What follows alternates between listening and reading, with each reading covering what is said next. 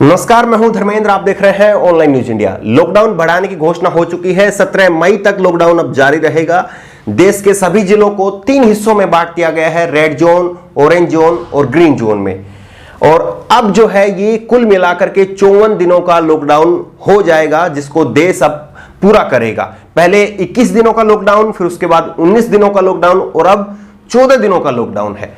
एक बात बिल्कुल साफ लहजे में मैं आपको बताना चाहता हूं कि लॉकडाउन का पालन आप करिए, खुद से करिए और बेहद सख्ती के साथ में करिए। किसी के डर से नहीं, बल्कि अपने मन से पूरी सख्ती के साथ में इस लॉकडाउन का पालन कीजिए।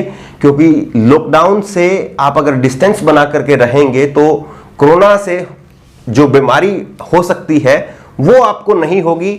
इसके बहुत हद तक संभव प्रयास हो सकते हैं और वही संभव प्रयास जो है वो सभी को किए जाने चाहिए।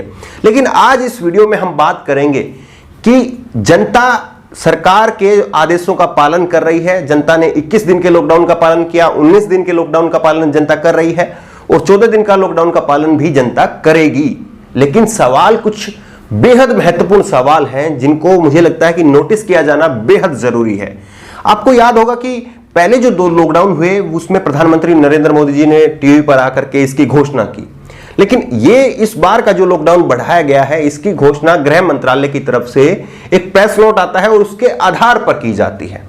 आज सिलसिलेवार तरीके से आप पूरे घटनाक्रम को, जब से ये लॉकडाउन की प्रक्रिया शुरू हुई और उससे पहले जब जनता कर्फ्यू की, तब से लेकर के आज तक जनता ने क्या किया, सरकार ने क्या किया, उस मुद्दे पर बात करेंगे। और सरकार क्या वाकई अपनी जिम्मेदारी पूरी ईमानदारी से निभा रही है या नहीं निभा रही है।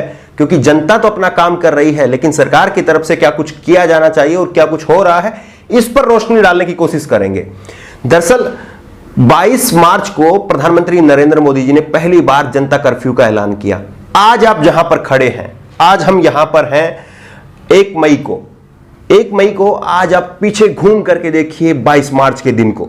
22 मार्च के दिन को आप देखेंगे तो आपको क्या लगेगा कि सरकार को मालूम था कि कोरोना महामारी की वजह से देश एक लंबे लॉकडाउन में जाना ही जाना है।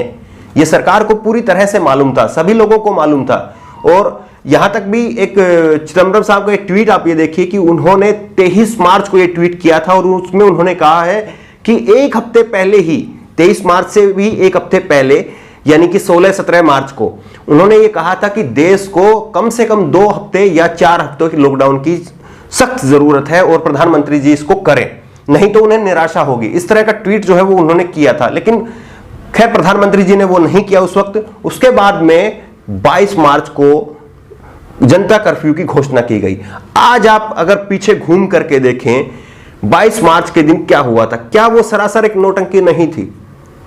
क्योंकि जो सरकार है, सरकार को मालूम था कि देश एक लंबे लॉकडाउन से गुजरने वाला है और उससे पहले एक दिन का वो क्या तमाशा जो है वो किया गया था। पूरा होर्डिंग लगवाए गए, व्हाट्सएप पर सब लोगों ने डीपी लगाया कि कौन कौन देश के साथ में है, कौन कौन मोदी जी के साथ में है, जो जनता कर्फ्यू का वो करते हैं, पालन करेंगे नहीं करेंगे। शाम को 5 बजे तो कुछ हुआ, वो सब आप लोगों ने देखा। कहने का जो तात्पर्य है वो यही है कि एक इतनी बड़ी समस्या और एक इतनी सीरियस समस्या के साथ में आपका डील करने का तरीका क्या है, ये उस पर सवाल या निशान उठाता है। क्योंकि आपको मालूम था कि देश एक लंबे प्रक्रिया से गुजरने वाला है, एक लंबे लॉकडाउन से गुजरने वाला है और उससे पहले एक दिन का आप क्या था, क्या वो मजाक आप करना चाह रहे थे या ट्रायल आप करना चाह रहे थे, क्या करना चाह रहे थे, वो अब देश हर कोई अगर सीरियस अगर होकर के सोचेगा, किसी का भक्त बनकर के ना सोचे, तो उसको समझ में आएगा कि वाकई उस दिन एक दिन क्या हुआ था। वो महज एक मजाक था। एक सीरियस बीमारी से हम लोग लड़ रहे हैं और आप उस दिन ढोल ताशे नगाड़े बजाने का काम कर रहे थे। बहरहाल अब बात करते हैं कि आज जिस तरह से मोदी जी ने टीवी पर ना आकर के MHA की थ्रू एक प्रेस नोट आता है और तमाम जो मीडिया के जो चैनल हैं उनकी तरफ से ये घोषणा कर दी जाती है कि सरकार ने लॉकडाउन बढ़ाने का फैसला लिया है, 14 दिन का लॉकडाउन बढ़ गया है। तो सवाल ये उठता है कि जितनी साधारण तरीके से आज का लॉकडाउन बढ़ाने का जो फैसला हुआ है, उतनी ही साधारण तरीके से क्या पहले के 2 लॉकडाउन जो लगाए गए थे उनका फैसला नहीं हो सकता था? या वहां पर एक इवेंट बनाना या एक हवा तैयार करना क्या था वो? आपको याद होगा कि जब प्रधानमंत्री जी ने पहले लॉकडाउन की घोषणा की थी, उन्होंने कहा था कि जब वो 8 बजे रात को टीवी पर आए थे कि आज रात को 12 बजे से संपूर्ण देश में संपूर्ण लॉकडाउन होगा। उसके बाद में बाजार में जो अफरा तफरी का माहौल हमें देखने को मिला, वो किसी से तस्वीरें छुपी हुई नहीं है, और उसी बहाने से ना जाने कितने लोगों को कोरोना हो गया होगा, कितने लोग कोरोना से संक्रमित हो गए होंगे। कुल मिलाकर के अगर परिस्थितियों को अगर हम देखें तो सरकार ने जो जो कहा, जैसे भी कहा, जिन भी परिस्थितियों में कहा, जनता ने उसका पालन किया है। अब सवाल ये खड़ा होता है कि सरकार अब जनता के लिए क्या करने जा रही है, क्योंकि लॉकडाउन 54 दिनों का ये लॉकडाउन होगा, और जिस तरह से खबरें आ रही हैं कि 14 करोड़ लोगों की नौकरियां अभी तक जा चुकी हैं, और अब 14 दिन का जो लॉकडाउन बढ़ा है, इसमें ये आंकड़ा जो है वो और बढ़ जाएगा।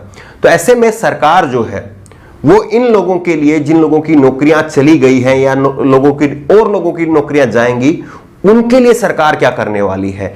अब सरकार की तरफ से जो है वो क्या कमबैक निकल करके आता है, उस पर सवाल जो है वो अब खड़ा होगा, और उस पर देखने वाली बात होगी कि सरकार उसका क्या रिएक्शन करती है। रघुराम राजन जो कि आरबीआई के पूर्व गवर्नर है, उन्होंने राहुल गांधी के साथ में एक वार्ता में कहा कि 65,000 करोड़ रुपए सरकार को लगेंगे गरीबों की सहायता करने में, गरीबों को इस कोरोना महामारी से बाहर निकालने में। अब सवाल यह खड़ा होता है कि कुछ ही दिन पहले मोदी सरकार ने 68,000 करोड़ रुपए के लोन माफ किए हैं कुल 50 लोगों के।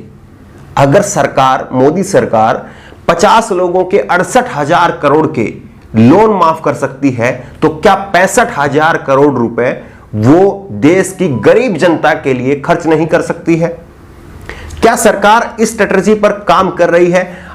अभी जो है पंजाब के जो मुख्यमंत्री हैं कैप्टन अमरिंदर सिंह, उन्होंने पूर्व प्रधानमंत्री मनमोहन सिंह से बात की है कि पंजाब की जो अर्थव्यवस्था है जो कि चरमरा गई है पूरी तरह से, और हर राज्य के साथ में ये स्थितियां हो रही हैं। उन्होंने मनमोहन सिंह से बात की है कि किस तरह से पंजाब उभर सकता है कोरोना की महामारी से आर्थिक स्थिति के तौर पर। तो सवाल यह है कि क्या प्रधानमंत्री जी भी आर्थिक स्थिति पर निपटने के लिए, क्योंकि आर्थिक स्थिति जो है वो अब कहा यह भी जा रहा है कि जो इंडिया की जो जीडीपी है वो नेगेटिव हो जाएगी, और ऐसे में क्या प्रधानमंत्री जी अलग अलग जो आर्थिक विशेषज्ञ हैं उनसे बात कर रहे हैं? क्या कोई रणनीति बन रही है?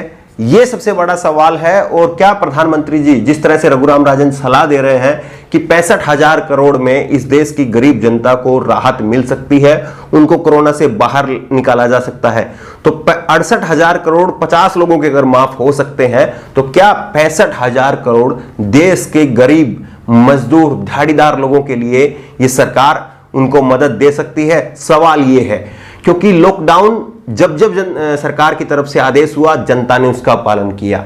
जो गरीब मजदूर था, जो दिहाड़ीदार था, जो ठेले वाला था, वो अपने घर पर बैठ गया।